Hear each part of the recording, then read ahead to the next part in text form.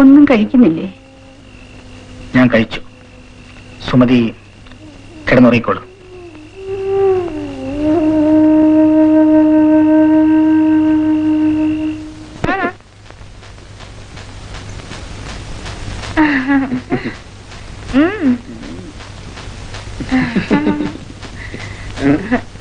ഇരിക്കോ ധർമ്മൻ ചേട്ടാ, ഇരിക്കോ. ആ താഴെ.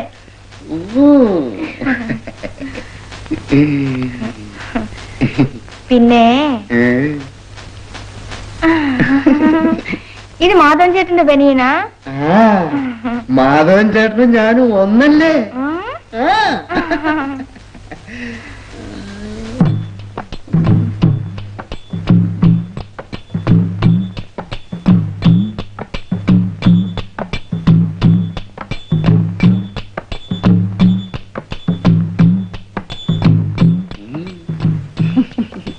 ധർമ്മ ക്ഷീണിച്ചു പോയോ?